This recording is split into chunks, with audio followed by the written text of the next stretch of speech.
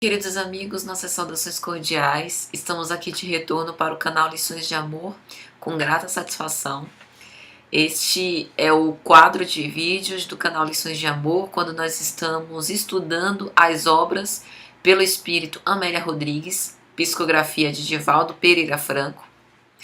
E, em especial, nós começamos a nos debruçar com o primeiro livro, que é Primícias do Reino. Estamos a cada vídeo fazendo abordagem sobre um dos capítulos dessa preciosa obra, que visa respirar de novo a atmosfera do cristianismo primitivo, da época quando o Verbo se fez carne e habitou entre nós. E nós já dissemos que em cada capítulo, Amélia Rodrigues dá o tom do capítulo com uma determinada temática. E a temática em especial do vídeo de hoje, que vai falar sobre o capítulo 4, Nicodemos o Amigo, trata do diálogo de Jesus e Nicodemos.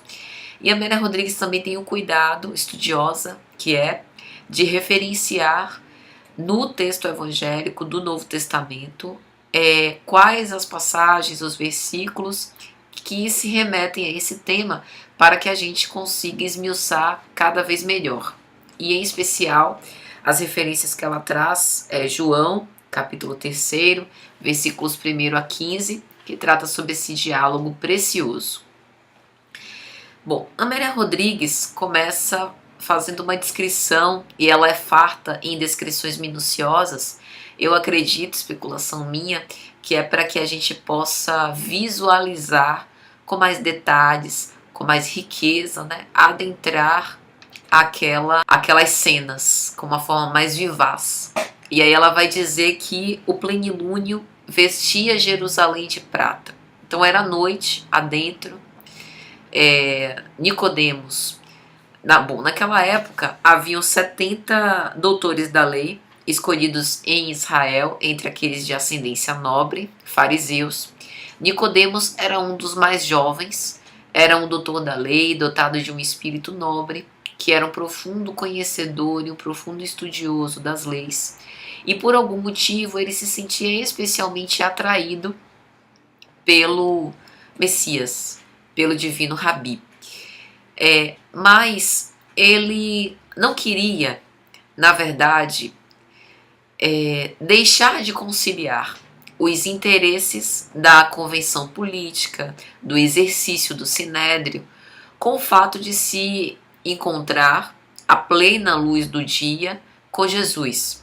Porque aquela época era uma época difícil, haviam espiões escondidos por todo lugar. O próprio sumo sacerdote, numa briga com seu genro, Anás e Caifás, já davam um tom dos dias difíceis em que se vivia. Mas Nicodemos era um espírito sincero, que queria ter uma conversa com o Nazareno, com Jesus, a fim de que ele pudesse, de uma forma definitiva, esclarecer alguns questionamentos que ele trazia há muito tempo. Então ele decide se encontrar na calada da noite com Jesus. Pensou em procurar João Batista, mas receara ir vê-lo devido ao seu espírito desbravador e coisa e tal. Então Jesus aquecera, encontrar-se com Nicodemos, esperava em casa de amigos, quando então o fariseu o encontra. E aí ele começa a perguntar ao mestre. Ele desejava conhecer a verdade, e sabia que conhecer a verdade iria requerer dele uma dose de sacrifício pessoal a fim de seguir, mas ele estava realmente com vontade de conhecer. Amélia Rodrigues vai dizer, ele desejava a verdade, mas ainda um pouco reticioso, não a ponto de prejudicar-se na posição de que desfrutava. Mas ele sabia que precisaria aqui de alguma dose de sacrifício. E aí, quando Nicodemos encontra-se com Jesus, é como se Nicodemos ouvisse dentro da sua cabeça um diálogo mental. Em um diálogo mental, Jesus dizer: Nicodemos, bar Nicodemos, Eu te conheço desde antes, vai dizer Amélia Rodrigues. E ele, sem entender, procura recompor-se dessas emoções profundas e diz: Rabi, reconheço a sua divindade, porque és o Messias. Fazer tudo aquilo que fazeis não é para qualquer um. Porque naquela época haviam muitos que se diziam profetas, mas Messias reconhecidamente tinha que ser o Cristo. E ele acompanhava aquilo que o Cristo fazia e os seus discípulos, os serviços na casa do caminho, acompanhava o teor da mensagem evangélica e sabia que ele era portador de uma mensagem sublime. E Jesus, transfigurado, com os olhos reluzentes, olha para Nicodemos e lhe diz: Pois me diz, o que desejas de mim? E então Nicodemos lhe pergunta: O que é mister fazer? Porque há todos esses anos eu venho estudando a lei de Moisés. Mas o que é mister fazer para que eu seja recebido no reino dos céus? O que é o reino dos céus? O que eu devo fazer para fruir da felicidade de gozar das delícias do reino? E aí Amélia Rodrigues vai dizer: a verdade fora a razão da sua busca incessante, mas não ignorava que conhecê-la era morrer para todas as suas ilusões. E aí, aguardando a resposta, Jesus, contemplando Nicodemos, lhe diz: Na verdade vos digo que aquele que não nascer de novo não poderá ver o reino de Deus. E aí Nicodemos começa a se perguntar, não conseguia entender, mas mestre, como é possível um homem já velho voltar para o ventre da sua mãe a fim de que possa nascer de novo? E aí Jesus, fitando-o demoradamente, lhe diz: é necessário nascer de novo.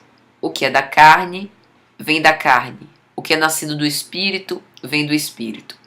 O Espírito sopra onde quer, e ouves a tua voz, mas não sabes de onde vem, nem para onde vai. Assim é todo aquele que é nascido do Espírito. Ou seja, ser nascido do Espírito, ser renovado, ter o seu princípio espiritual estuante, portanto, ter uma superioridade do princípio espiritual sobre o princípio material. Para isso, é necessário nascer pelo Espírito. Ou seja, aqui nós estamos falando sobre a lei de liberdade. Goza de liberdade o espírito que nasce pelo Espírito, que se renova em termos morais, que ascende, que progride moralmente e que por isso consegue se deslindar das suas imperfeições, transformá-las com o objetivo de fazer com que ele possa alcançar cenas melhores, aproveite as experiências para que possa evoluir. E aí Nicodemos pensa: será que isso significa que os renascimentos realmente são necessários, como os esseus falavam que era necessário renascer de novo, voltar de novo? E aí começou a ser lógica para ele a necessidade de renascer.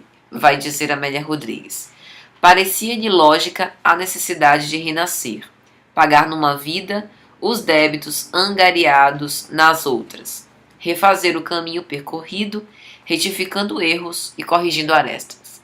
E ele pergunta a Jesus: mas como pode ser isso? E Jesus lhe diz: és mestre em Israel e não sabes? Dizemos o que sabemos, testificamos o que vimos, mas não aceitais o nosso testemunho. O Espírito é imperecível, a sua jornada é infinita.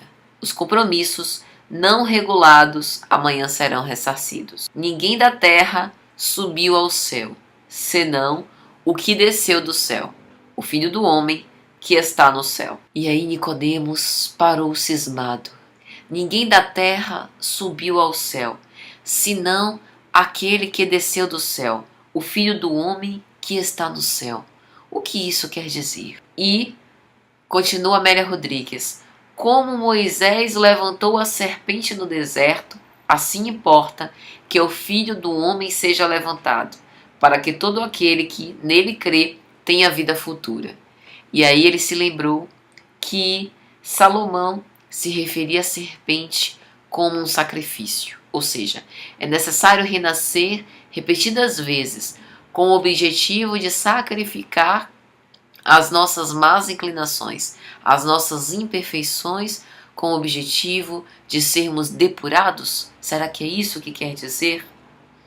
O mestre levantou-se e deixou Nicodemos cismando e refletindo noite adentro. Vai dizer Amélia Rodrigues: a doutrina das vidas sucessivas fora então ensinada por Jesus.